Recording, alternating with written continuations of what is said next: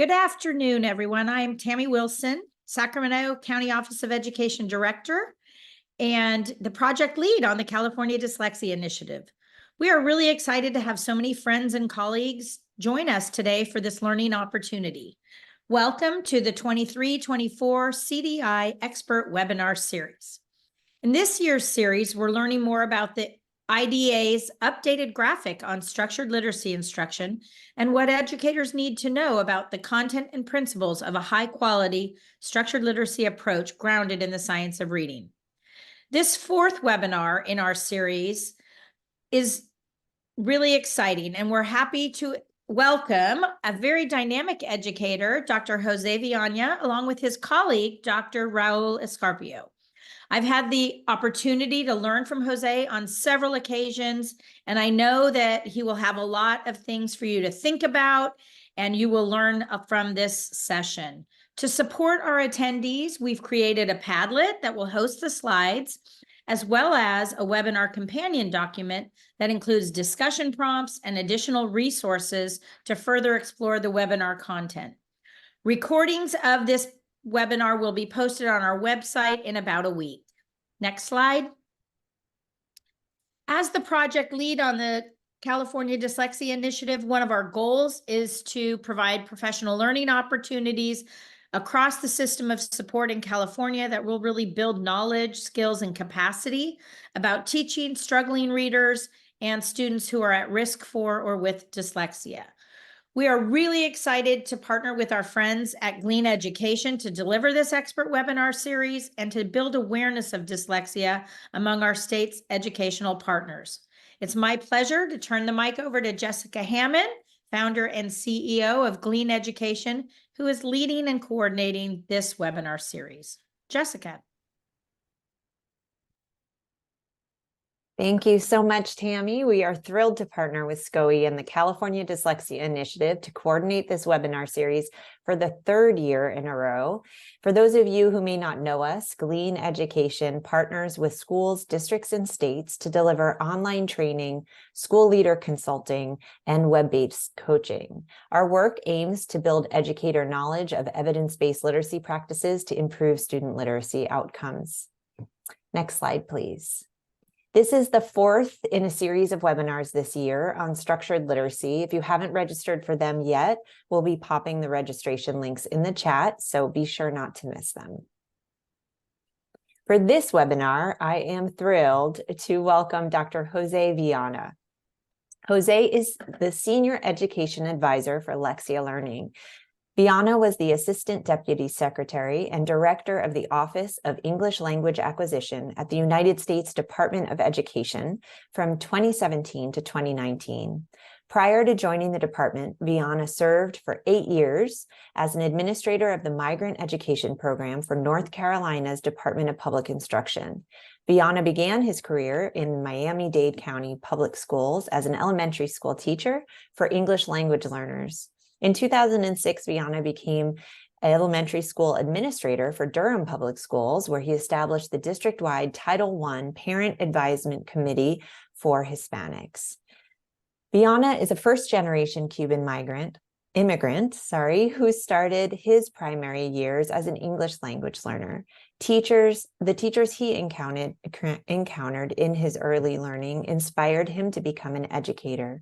Viana has devoted his life to improving educational opportunities for minority populations and is honored to serve our nation's emergent bilinguals and their families. Dr. Viana brought a special guest today, his colleague, Dr. Raul Escarpio. Dr. Raul Escarpio has been involved in the field of general and special education from pre-kindergarten to the college level for over 30 years. He's worked as a subject matter expert at the state and national level, advocating for the needs of emergent bilingual learners and students with disabilities.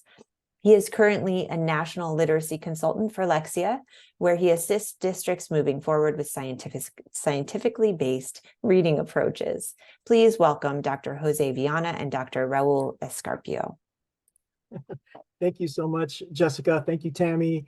I would like to thank the Sacramento County Office of Education, Glean Education, and the California Dyslexia Initiative for inviting me to participate in this discussion today.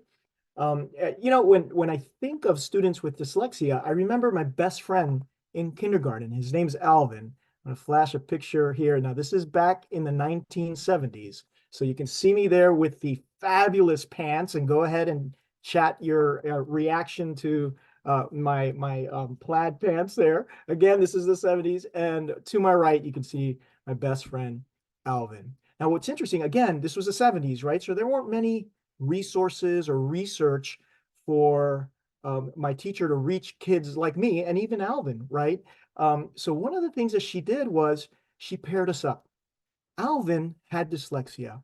Alvin also had a speech impairment. He would, for lack of a better word, he would stutter. And I don't think Mrs. Larkin saw my lack of English as a disability. I just think that she felt that we'd make a great team, and we did. She knew that we were going to support each other, and we did. We learned to read and speak together. And I'll tell you something, Alvin really had to slow down and concentrate on what he said and how he said it when he was talking to this little English learner, right? So it helped him really focus on ways to communicate. When he would write, when we would read together, same thing. He had to slow down. He really had to focus because he was helping his best friend, Jose. And vice versa. For me, it was great to practice my English with him because he knew what it was like for someone to make fun of you when you said things a little different.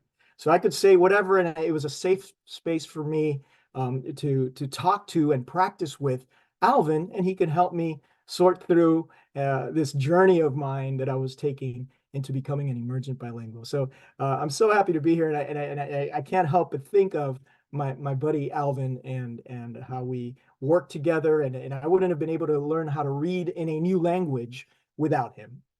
And that leads me to part of the reason why I always like to point out that the science of reading helps to comprehend how students learn to read. However, it must be considered that emergent bilinguals like me are learning to read, but in a new language, right? So language experts that are out there are concerned that an emphasis on things like phonics and focusing on sounding out words come at the expense of learning the meaning of those words.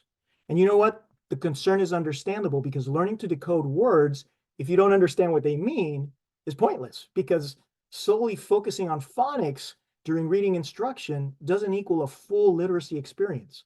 So today, we will review the research, the practices, and information on promoting development of oral language and reading. And both of them together lead to effective and structured literacy instruction for English learners.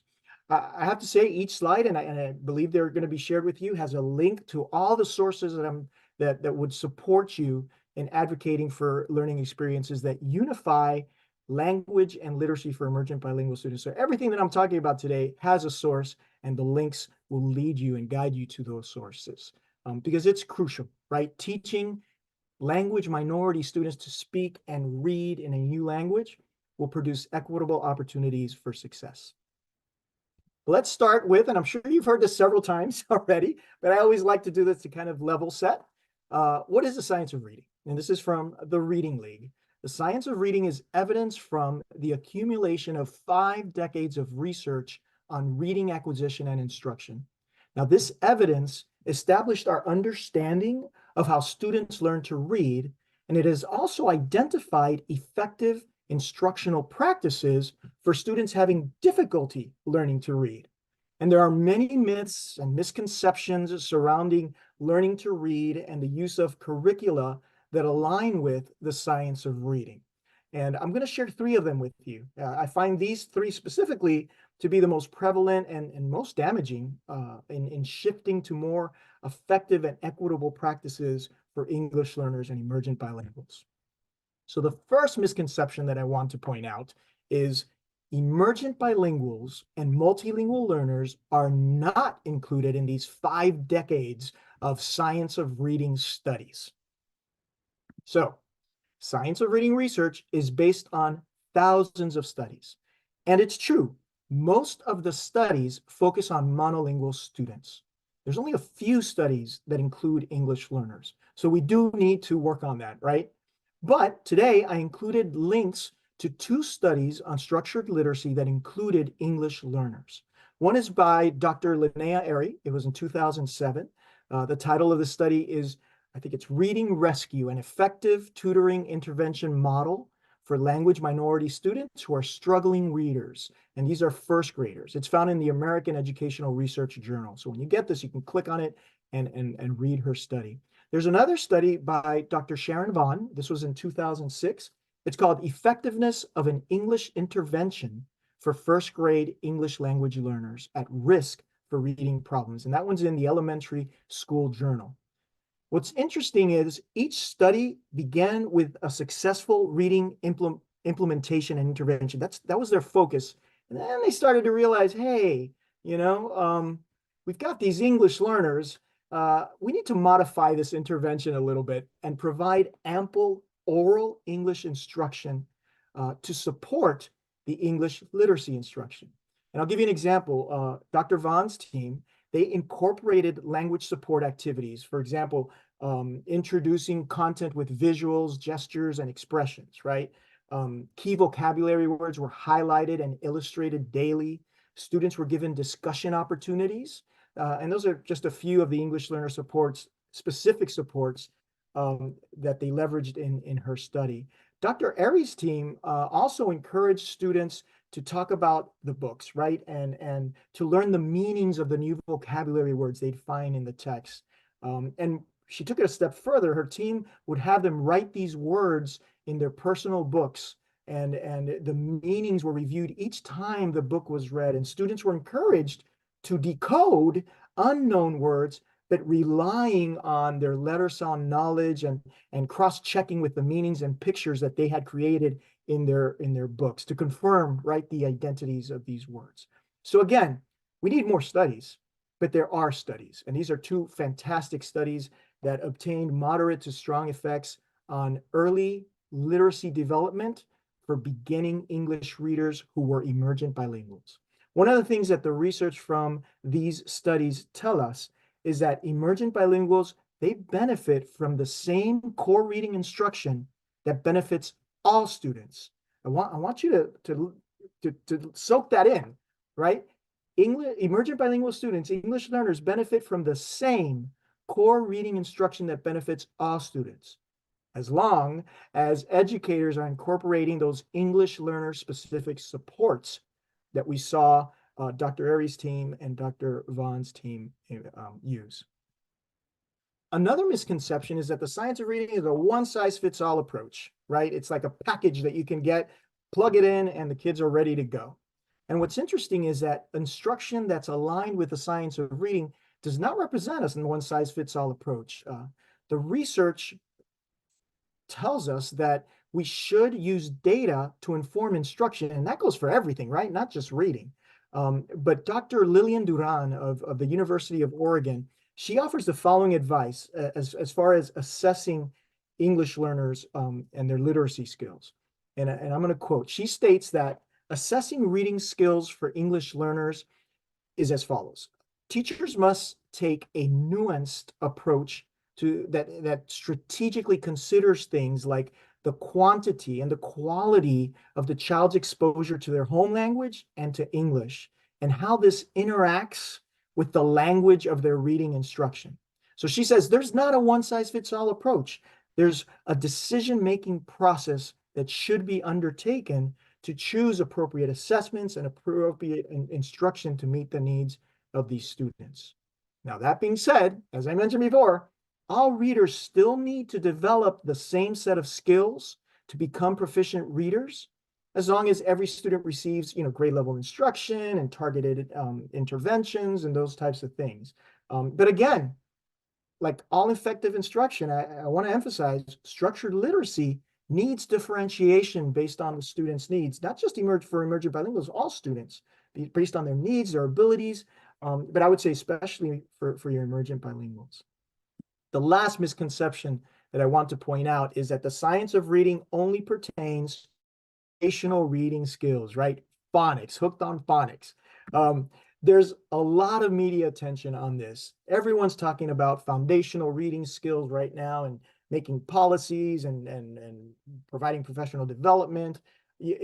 There's also been some widespread practices and materials related to foundational skills that are really not aligned with the science of reading, but they say they're the science of reading anyway, and they're really not working. That's problematic because they're holding kids back.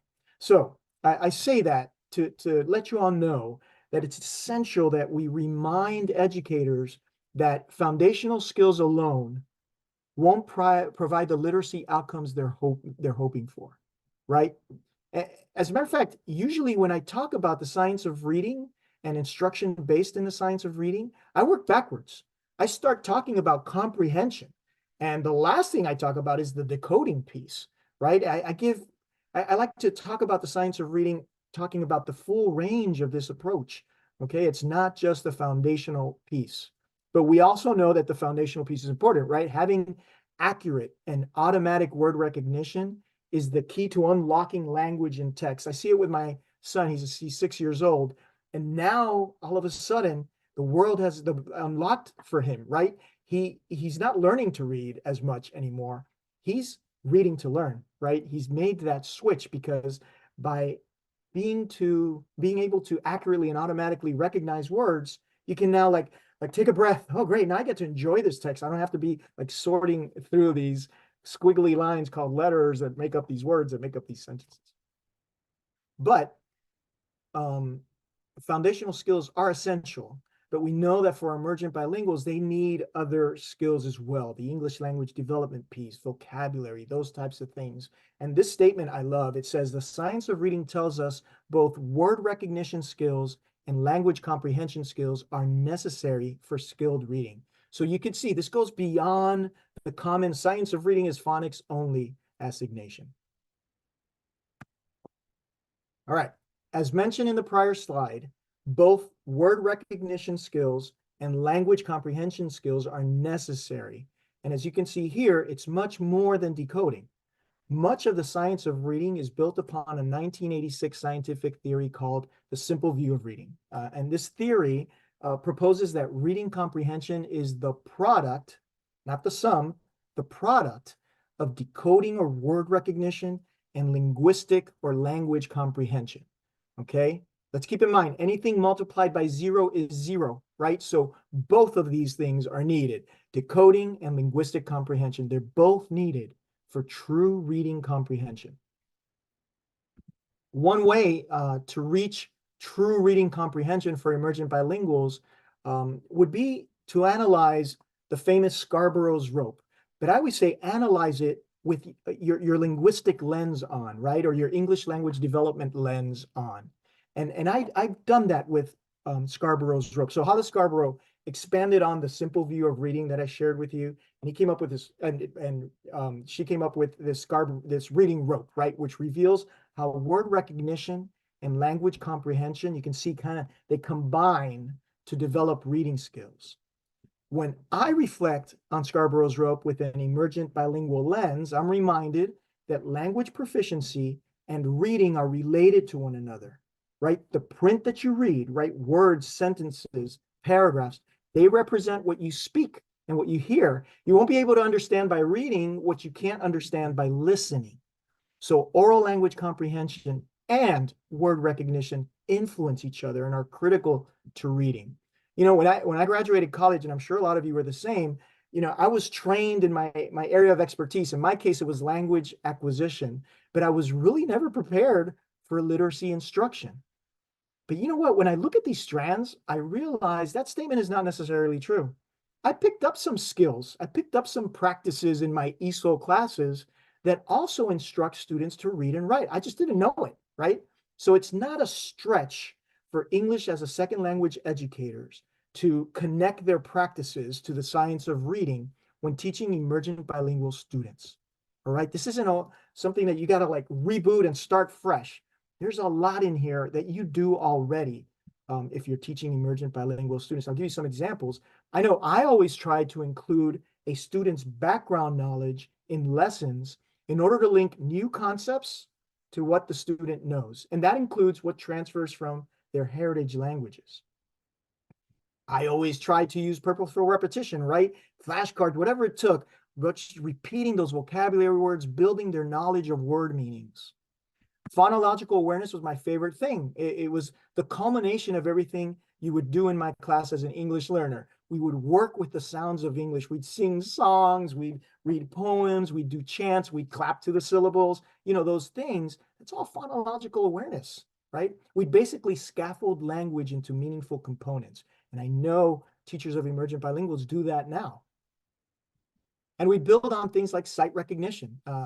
Classrooms, most classrooms that I've seen of teachers of emergent bilinguals are print-rich environments. They have plenty of visuals and images so that the students can use their bank of words to build upon sentence frames and whatever they were given to in their literacy and reading classes. So guys, as you can see, Scarborough's rope is not or shouldn't be totally new to teachers of emergent bilingual students. And I know it, guys, I know it's hard to teach reading to emergent bilingual students. It's not easy, but as you can see, if you're an educator of multilingual learners, you don't have to learn a whole new method. There's a lot in here you're already doing and probably just have to fine tune a little bit.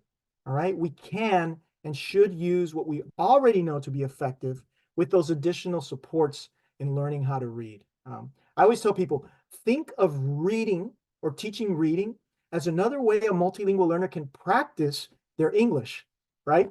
And for this reason, reading instruction should be combined with that intensive development of the oral language needed to understand the text. All right, I'm dumping a lot on you, but I want to make sure that you get as much as I can give you today. This concept, right? Combining reading instruction with intensive development of oral language was the bridge that connected reading and language advocates this past year.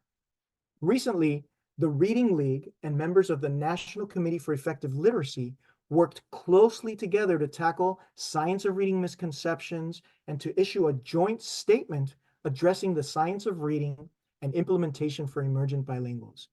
Both sides, they stopped saying, yeah, but, and they moved to, yeah, and you know what? So they switched the thinking. They stopped and started to understand each other. And eventually they got to that place where everybody was collaborating and making change together. I was honored to be one of the authors of the joint statement, and I included a link to an article that you can read, and it addresses a joint statement, and it also includes the link to the joint statement itself for you to access and read and see those connections. Now, the joint statement, what I love about it is it's not just a statement, it offers recommendations. It actually offers 17 recommendations based on evidence. And I always tell people it's a great foundation to any literacy goals that you're setting up in your schools or in your districts for English learners. Now, this slide here, and I usually don't put a lot of words on a slide, but I couldn't help it. This slide has 8 of the 17 recommendations that answer the question, what is needed to support positive literacy outcomes for emergent bilinguals? And I'm not going to read them all to you, but I wanted you to see them. And these are what I think the greatest hits of these recommendations. You can see here, they mention the need for a comprehensive literacy approach, the importance of foundational skills, the importance of mapping oral language to written language, the importance of attending to both literacy and language development, integrating language, literacy, writing, content. It talks about how home languages are an asset. It talks about how students bring funds of knowledge and culture to the classroom. And then, of course, the importance of materials and resources being culturally and linguistically responsive. Just great stuff that can really move the needle for you in your schools and in your districts when it comes to working with your emergent bilingual students, your English learners, and putting them on that path to literacy success. Now, these 8 recommendations alone are great conversation starters for those of you who want to engage with language and literacy advocates and leaders, and if you're working on policy and those kinds of things. This is a great foundation, a great talking point, a great starter for all of you. So, grab them, unpack them, look through them. It's amazing stuff that we a lot of us finally came together and agreed on. As a matter of fact, I included this. I think it's a great visual on what the joint statement refers to as comprehensive literacy instruction. What is comprehensive literacy instruction? According to research, oral language development, right? So listening and speaking lays the foundation for both reading and writing, right? It's the walls that hold up that roof of reading and writing. And like this graphic here, having that solid foundation in oral language, listening and speaking, is crucial to becoming a successful reader, a successful writer, a successful communicator, right? Now, why is that? And I'll try to make it simple. This is how I see it, right? Students must be able to understand and use academic spoken language in order to be expected to understand the written language. So in other words, we can't expect students to comprehend what they are reading if they don't comprehend what they are listening to. And we can't expect them to read and comprehend words that they don't use in their spoken language. So I think you could see the foundation here, right?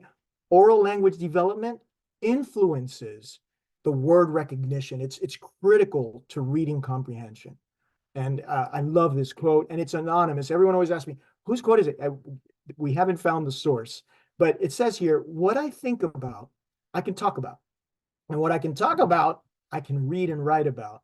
And what I learn to read and write about, I can think about and talk about, which is awesome. But remember this, if all you have is a foundation, you haven't got much, right? But without this foundation, you will have trouble, regardless of whether you're an English learner or fully proficient in English. So you need this foundation. It's very important. It's not all you need, but it is an important piece to this literacy puzzle. Now, as you saw on the House of Literacy graphic, language and literacy work hand in hand, right? Speaking practice provides a solid foundation upon which students can advance their literacy skills. But for emergent bilinguals, this doesn't necessarily mean we have to wait to introduce literacy instruction until overall language proficiency is gained. You don't have to wait. It does mean that there should be a heavy emphasis on developing overall language ability and comprehension while also developing literacy. Okay, so I'm going in circles, I know, but I'll make maybe this will clear it up. Although listening and speaking is the foundation to reading success, language acquisition and literacy development are not consecutive processes. The two could be and should be taught concurrently, and that's how you end up with greater success. And our kids can handle it. Many times I hear, "Oh, pobrecito, they don't know English." They can do it. They can do it. Their brains can handle it, right? They can learn to read and have that literacy development and the oral literacy language acquisition development as well. It can be done concurrently. Now, to understand this connection between language acquisition and literacy development, let's talk about the differences between the two. So that second language acquisition is the process by which people learn to speak or make meaning of a language based on formal instruction that they receive. Okay? Now, I want you to think about this. Language acquisition is a natural process. We are wired for it right off the gate, like our brains are wired for it, right? Now, literacy in second language is the process of continuously learning and improving communication skills through listening and speaking, but definitely, especially through reading and writing. But the wiring for reading and writing, it must be constructed in the brain. It's not natural like language acquisition. The wiring has to be created. And I always tell people, think about this, right? Oral language or speech, it evolved with humans over 300,000 years ago, right? Like I mentioned, we were wired for it. As a matter of fact, babies usually use gestures and signals to communicate along with verbalizations. They know intuitively that speech communicates meaning. While print, written language, it's about 300,000 years old, or more than 300,000. I'm sorry, 500. I'm sorry. So the speech is 300,000 years old, while print, the written language, it's much more recent. It's about 5,000 years old. Think about that. 300,000 years old. 300,000 years ago, we were speaking. As far as writing and reading, that's only 5,000 years old. And that's part of the reason why the wiring is not there. We need to create the wiring for reading and writing in order for that to be effective. All right. Now, speaking of all of this wiring that I'm talking about, a vast brain circuit is transformed when we learn to read. I love neurologists and those that focus in the neurolinguistics and they study the brain, and you see the brain just lighting up when children are reading and learning to read, right?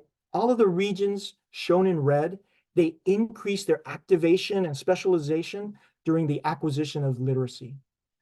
Now, furthermore, a massive bundle of connections link the visual areas with the regions involved in phonological coding.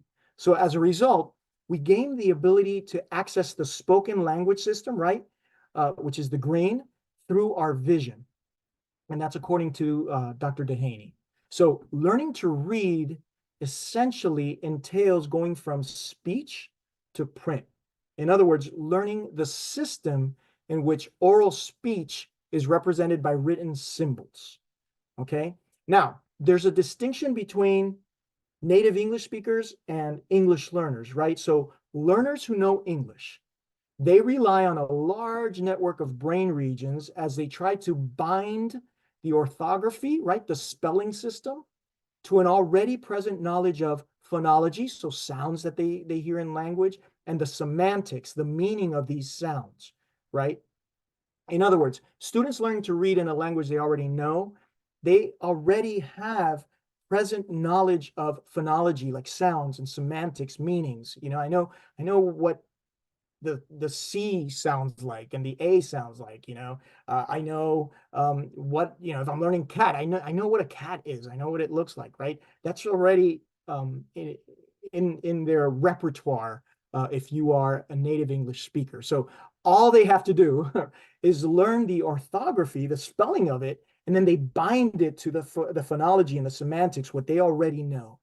But for English learners, right, they have to do that. They have to do the orthography, the spelling, just like everyone else, and the phonology. They have to learn the sounds and the semantics. They have to learn the meanings, to which all of that then gets bound together.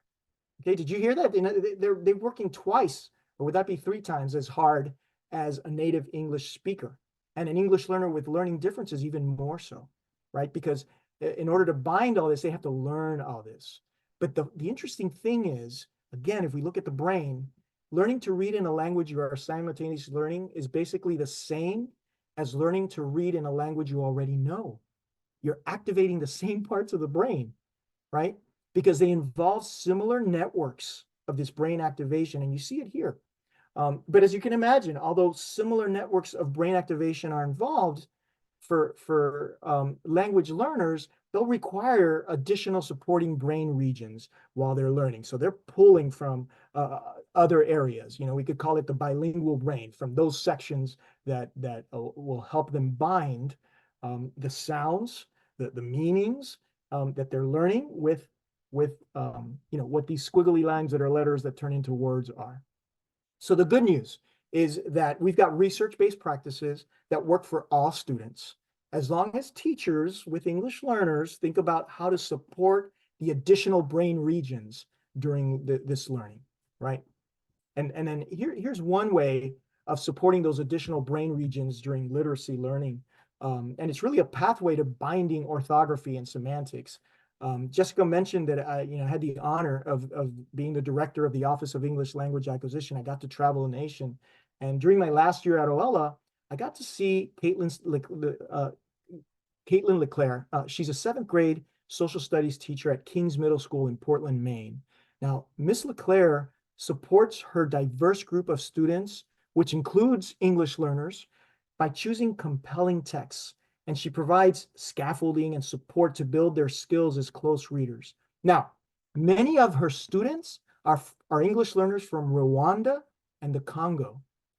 One of the texts that she chose for reading, and I got to see one of their activity, is A Long Walk to Water. If you haven't read it, it's an amazing book. It blends the story of Salva. He's a Sudanese lost boy who ends up in America and starts a volunteer group to build wells in South Sudan. And it's the story also of Naya. She's a young village girl who walks 8 hours each day to fetch water from a pond, since her family home is far from a water source. Well, eventually, Salva's group builds a well in her village, so she won't have to walk so far to water and be drinking unsafe water. So as you can imagine, I think you know where I'm getting here, right? The text is complex, but the student engagement is high, right? She is being culturally responsive to those emergent bilinguals from Rwanda and the Congo, right? She's tapping into their prior knowledge, the semantics that I was talking about. And while I was in the classroom watching the discussion between English learners and native English speakers, I can see those brain circuits in action, right? And the wiring starting to make connections, because all of a sudden, those English learners were the experts in the room. They can relate to Salva. They can relate to Naya. They can relate to the story. They can talk about it and have conversations about this. And all the words that they were learning in this book were just getting wired into their brain because they got it. You know, she tapped into their background, right? It's a great example of combining the oral language practice that I was talking about, the discourse, the talking, and the literacy development using culturally responsive text, something that they can pull from their semantics. And that's why one of my favorite forms of combining oral language practice and literacy development is the speech to print approach, right? Written words represent speech and language.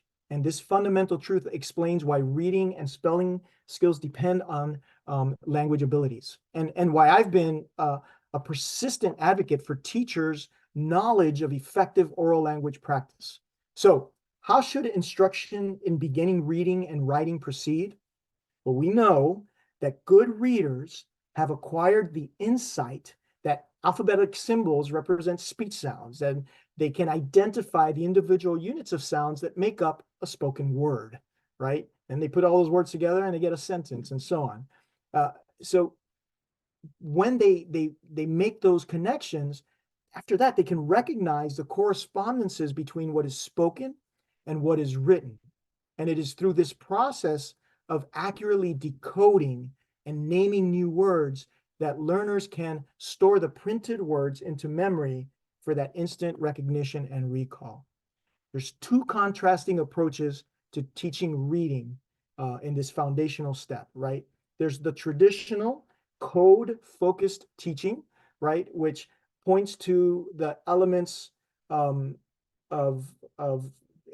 foundational reading skills first, right? So they focus on the print, and then they ask the students to associate sounds with the written symbols, right? It's the print to speech approach where they get the print and then they associate the sounds with the print. Now, in this case, in the speech to print approach, instruction builds knowledge of the system from the spoken words to the written words, right? The student connect the spoken language to the visual form of the word, okay? Now, I grew up, typical Cuban, with a passion for baseball. As a matter of fact, one of the first words I learned in kindergarten was the word bat, right? My kindergarten teacher, Mrs. Larkin, using a Spanish-English dictionary, there was no Google Translate, you know, in her best way, asked me about, you know, what are some of my favorite things? And I told her hitting a home run. In Spanish, I told her that. Well, we talked about a baseball bat for a while. And actually, together, we noticed that the English word bat sounds like the Spanish word bate, right? She even asked the PE teacher to bring over a bat from his sports equipment for me to hold and talk about, right? And then what did she do? The flashcard, right? The flashcard came out. I was able to connect the spoken word that I just learned, bat, with the visual word, right? Bat. I was able to make those connections. Remember the brain circuit that I showed you? Well, the binding was happening in my brain. The wiring was connecting the regions in my brain circuit. And from that point on, I could read the word back because it was stored in my memory. Research has shown that this approach, right, starting from here to the flashcard on your screen, this approach in reading lessons produces better results and allows for a more logical and complete understanding of how English and the system of English works. I'm doing time check here. So Dr. Claude Goldenberg wrote an article that addresses the connecting the visual form with the word form with the spoken language form. And this article has a great title. It's called Phonics Instruction is Not Enough for English Learners or Anyone, but it's foundational for all. And I wanted to highlight some of the main ideas from his writing.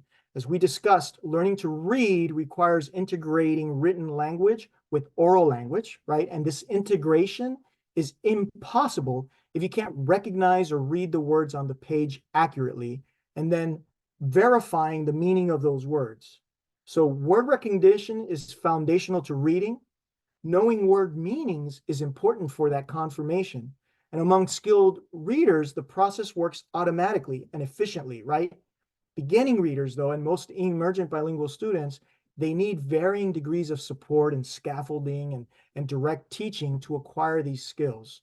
And this larger point applies to readers in general, like I said, but it's not just the emergent bilinguals. Now, Dr. Goldenberg uses a neat metaphor. He talks about two roads that begin separately and converge. One road is the road to code.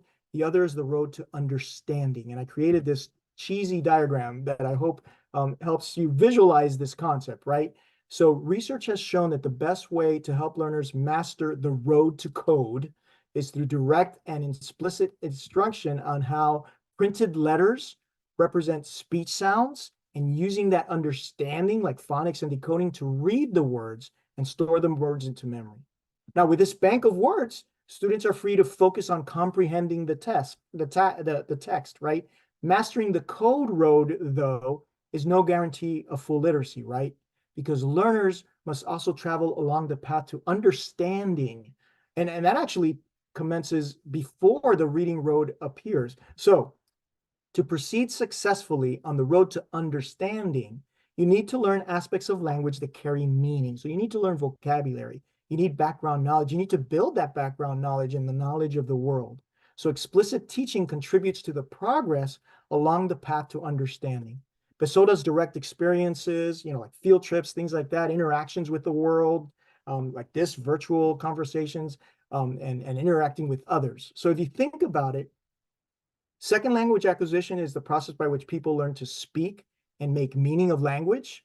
So as we take them along the code road, we must also make sure they're making progress on the road to understanding so that they can understand the words that they are decoding, right? The path to understanding matters if you get to the ultimate destination of literacy, right? If you can read accurately without understanding, full literacy is going to be impossible, right? So emergent bilinguals need to be helped to understand the words that they are learning to read, but they also need to learn explicitly and directly the foundations of word recognition to actually read those words. And this combination of explicit teaching and direct experiences are at the heart of full literacy. So Dr. Goldenberg makes it clear that the necessity of traveling along those two converging paths is as true for emergent bilinguals as it is for learners who already speak English. So all learners, right? Both roads are essential if these students are to integrate written with oral language and become fully literate. Now that we've discussed the research, the definitions and the myths and the arguments and all of that good stuff, I know you guys are like, yeah, Jose, but I want kind of like can you give me some practical solutions, like some things that I can use and apply in my classrooms, in my schools? How do we blend this instruction for emergent bilinguals? And I've got 7 practices that I always like to point out. First and foremost, and you've heard it a couple of times already, link new concepts to what the emergent bilingual students already know, including their heritage language, which will help promote literacy development. Now, while finding appropriate ways to incorporate the heritage language in the classroom, teachers need to encourage family members to engage in language and literacy activities in their heritage home languages as well. Okay, so they need to be working on their native language at home. It's funny, my 6-year-old was hanging out with my dad, who has a heavy Cuban accent and struggles with his English, and they were talking and communicating. And I asked him, "Hey, what were you talking to Abuelo about?" And he goes, "His pea cup." I was like, "His pea cup? He's got a pea cup? What does he have a prostate problem? I don't understand." So Joey went running to my dad, and he came back with a picture from his phone of my dad's pickup. But my dad pronounced it peacup. And I told my dad, "Hey, great attempt at English, but you know what? Teach Joey the word camioneta. Use these opportunities to grow his bilingualism so he can be bilingual and biliterate." Now, make lessons more visual, create print-rich and language-rich classrooms so that they're surrounded by books and language all day. Diversify speaking practice by putting emergent bilinguals in a variety of discussion groups. Teachers need to scaffold lessons, breaking down the language into manageable components. One way to do it is by focusing on the phrasing and the structure of sentences. And last but not least, find good adaptive blended learning technology, which has been proving to be an effective way to support emergent bilinguals because it combines the speaking practice with the academic learning.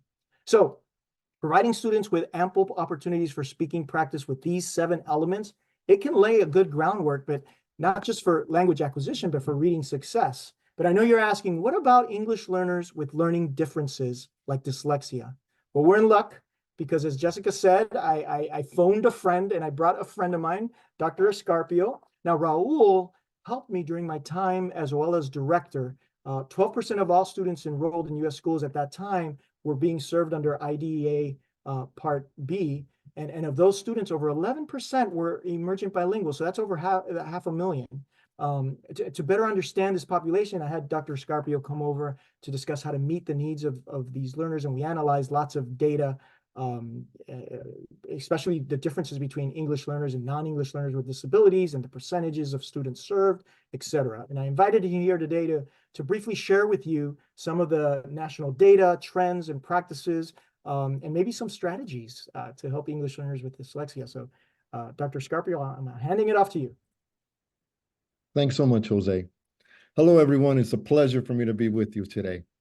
So as you can see with the graphic in front of you, we have 5 million English learners attending public schools in the United States. And they speak about 400 different native languages, although 75% of them speak English at home. Therefore, much about what we know about English learners with disabilities, we get from Spanish speakers.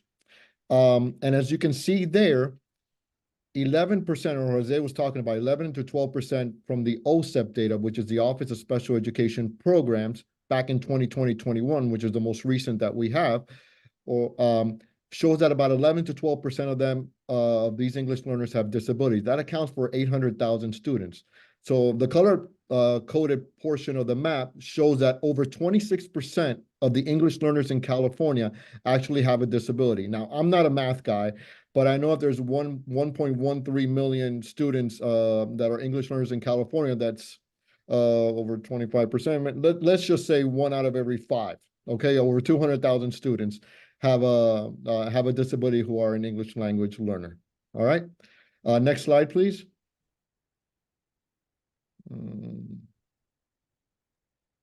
Thank you.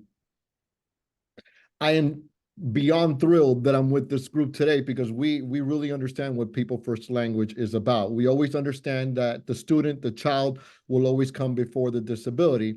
So with that being said, it is important to understand some interesting facts about English learners that have dyslexia. The student with dyslexia, the identification process, we understand that early identification is key to this, all right? There are a lot of dyslexia screeners around the country going on. Most states now are either in the process of adopting or have adopted a screener for dyslexia for these students, okay? And I get asked a lot, but you know, children with autism have screeners as young as 7 months old. Why can't we have screeners that work with students, or we can screen students younger than that? Well, I mean, the research tells us that it goes with the development of the child, first of all, and most students don't really start learning to read until they get to school. So it would make it kind of difficult to try to screen a student before they start using those reading processes to learn to read. So some English learners actually struggle with reading, not only in English, but also in their native language. That should be key, all right? So they are less likely to be identified with reading difficulties than other students at a younger age. This finding was not only true in schools with small numbers of English learners, but also in schools with a higher percentage of EL students. And why is this done? Well, the evaluation is difficult. If you think about it, if I just talked earlier about 400 different languages for students, sometimes it's difficult, especially in rural districts, to find evaluators that can assess in that student's native language.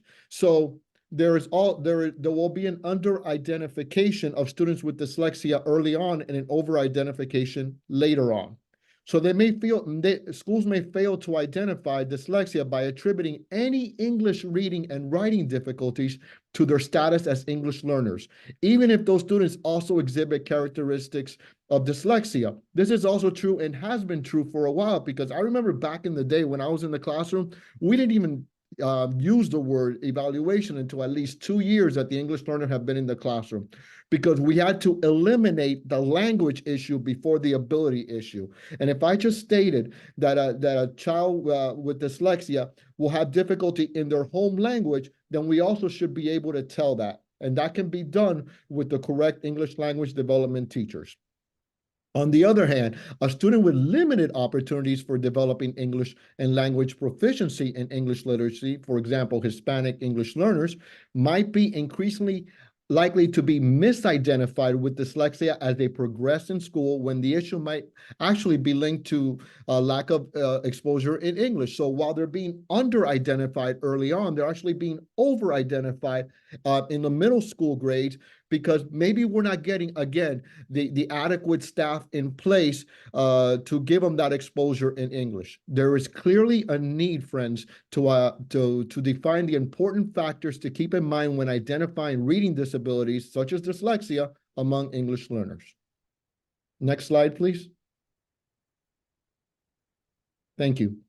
So experts agree, as Jose was telling you, that all students, but especially those with dyslexia, including multilinguals, benefit from a structured literacy approach. And this includes an explicit, systematic, and multisensory instruction.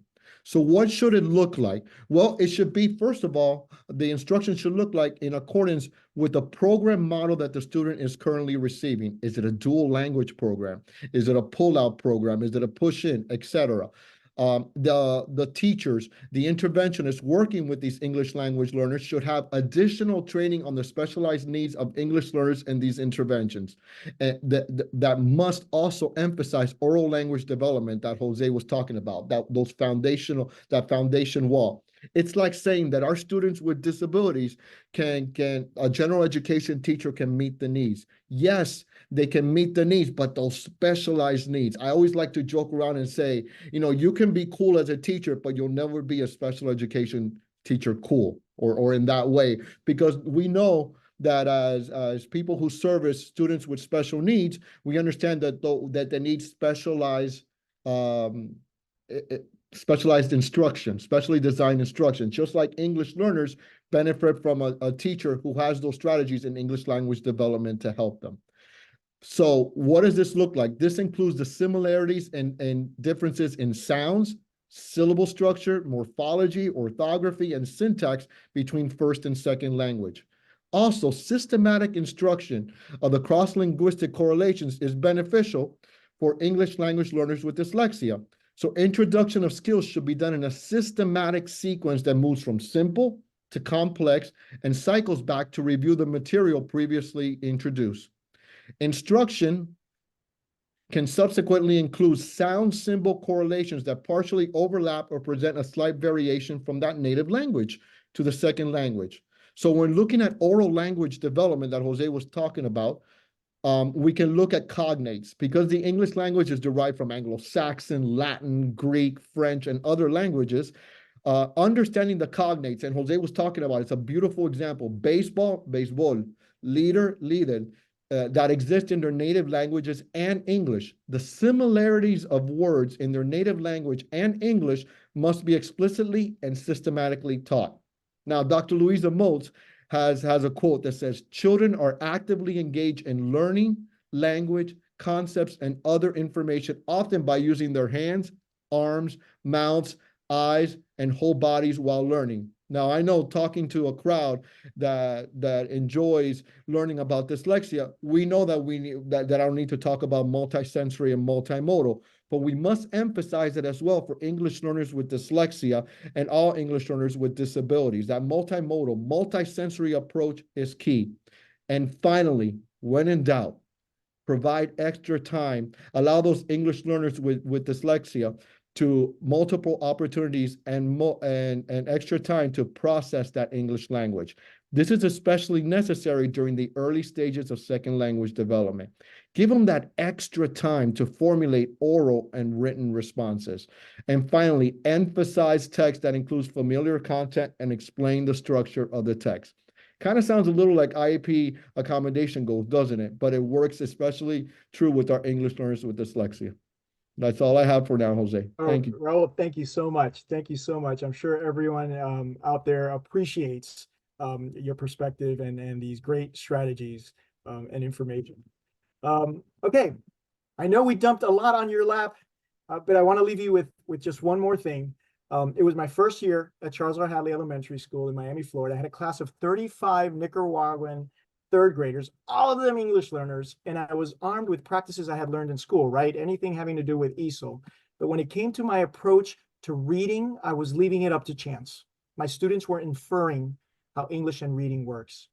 As a matter of fact, one of my students, Maria Isabel, came up to me, I'll never forget, with a chapter book, Tales of a Fourth Grade Nothing. And she said, I want to read this book like the other third graders. And I realized that my third graders were not truly mastering the fundamentals of reading, right? Language was all I knew. Yet, as we discussed, it's both language and literacy instruction that transforms student learning, especially for emergent bilinguals. So the more emergent bilingual children know about language and literacy, the better equipped they are to succeed in reading and beyond. I've always been an advocate for equity, yet my own student, Maria Isabel, couldn't read the same books as the other third graders. So much for equity, right? But addressing the literacy and learning needs of emergent bilingual students enables educators to provide more equitable instruction for all students. And that's the bottom line. Thank you all for this time. Thank you for helping shape America's future and pouring your hearts each day. What you do has a profound impact on fostering inclusive classrooms. So we appreciate you. And remember, literacy plays such a crucial role in laying the foundation for future and academic success, career success. So we must augment reading instruction to better address the needs of our emergent bilingual students. Thank you so much, Dr. Viana, and thank you, Dr. Escarpio. It is wonderful to hear from you today. We really appreciate it. Before you all leave, I want to share with you a few things. I want to mention the companion document that we have created to accompany each webinar. The webinar companion document includes prompts to discuss after attending the webinar and additional resources to further explore the webinar content. The webinar companion doc and the recordings can all be found at scoe.net/CA dyslexia. And then next slide, please. The California Dyslexia Initiative is hosting a professional learning network in the spring. Please register at the link in the chat. And there's also an offering that the California Dyslexia Association in partnership with Glean Education is offering. And this is a series of 3 on-demand courses that is wide open to California teachers right now for the rest of the month. So be sure to take those courses, and we'll be putting the registration link in the chat as well. This is a bundle of courses from California Dyslexia Initiative and Glean.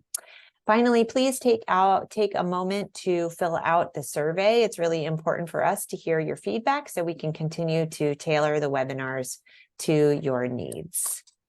Thank you so much for joining us today.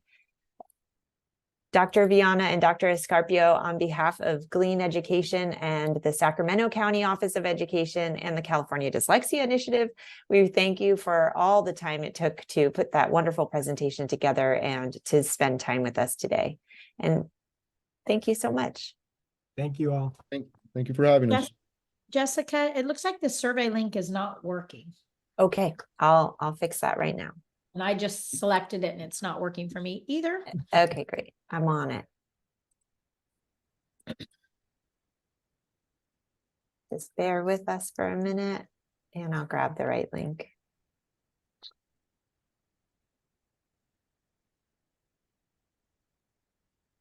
Oh, someone says it worked for, Okay, let's see.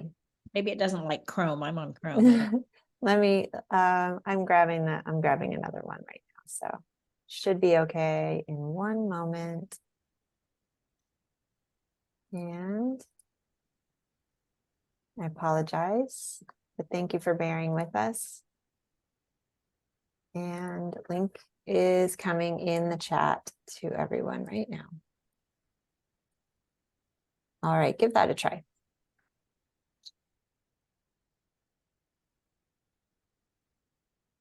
Yep, that one worked for me. Okay, excellent. All right. Well, thank you, everyone. Have a good evening. Appreciate it, Jose and Raul. That was great. Everyone learned a lot, I'm sure. So have a great evening. Thank you. Appreciate All you. right. Thank you, Bye-bye. everyone. Goodbye.